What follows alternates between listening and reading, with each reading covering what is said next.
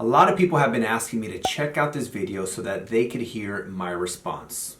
Let's see. My dude, they're not gonna let you do this. They have a plan in place already. Earlier this year, Wells Fargo, America's largest mortgage lender, backing out of the mortgage market. They decided they're not doing mortgages anymore. Just some context. Historically, Wells Fargo has dominated the mortgage lending industry with about twice the market share compared to their next largest competitor, JP Morgan Chase. Why are they doing this? What's going on here? We're going to become a renter nation in this country. We are going to be a nation of renters. You look at the millennial base, they've come out, they have high debt in their education, they're putting off marriage. They want to be able to have flexibility in their... This is true, guys. Now more than ever, the wealth gap in America is bananas. We have the highest lack of affordability crisis. Just to give you guys some context, in the 1940s, the average home price was about twice as much as the average income in the US. So if you had an income of about $25,000, you could buy a home for about $50,000. Do you know what that number is today? It's about 7 times more. So if your income is $100,000, that same house is gonna cost you not $200,000 like it was in the 1940s and 50s, but $700,000. So one, inflation and the increase of goods, services, and real estate is literally going like this, while the income is growing like this, barely, right? So there's just that gap is getting bigger and bigger and bigger over time. It's almost impossible for Gen Zs to buy a property today because we have high prices,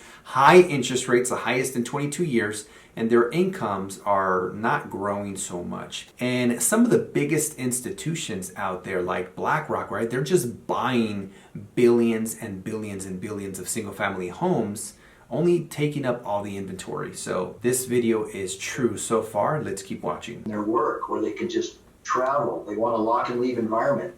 They choose not to buy. Right, it's apparently our choice. We're choosing not to buy.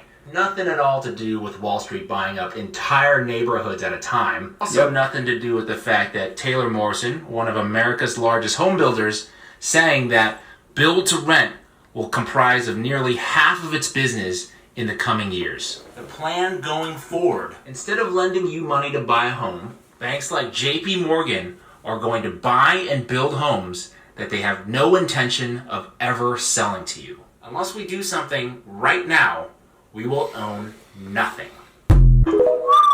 You will own nothing and be happy. This is pretty crazy to think about, but the reality is this is becoming more and more true every single day. We will become a nation of renters. The reality is has already been happening. I think if you look at the market since 2009, again, institutional companies are the ones buying up the vast majority of single family homes from a percentage perspective compared to the 60s, 70s, 80s, and 90s. There used to be a lot more homeowners, like just mom and pops, even if it was just their own home and they never bought a second or third property. But that's changing. And so this is a very interesting video. I believe the solution to this is a couple things. One, there's a lack of financial literacy, right? We are not taught about money, about becoming homeowners or investors or how to save money. Everything money and how to save and bring down your taxes is not taught in school. And so people, go to school to become a dentist, lawyer, or a doctor, and they never learn about money, about business, about investments. They never learn about personal development or mindset. So they just become really good at doing the thing that they do while paying from the age of whenever they graduate up until 65, they're paying 40 to 50% of their income in taxes. By the time you look at state, federal, Social Security, Medicare, right? They're paying 40 to 50% to the government, never really questioning it because they were brought into this world and environment where that was already accepted and it was just the norm.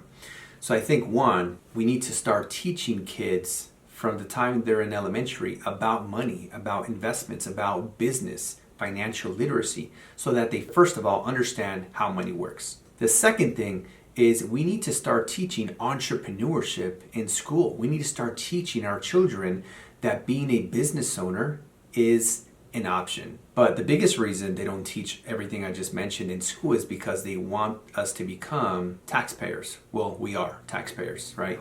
Especially employees. But when you're a business owner and an investor, there's a lot of tax deductions and write-offs that you can take advantage of, but people never understand the taxes or they don't have the right CPA. So anyways, let me know. I'd love to hear what you guys think about this video in the comments down below.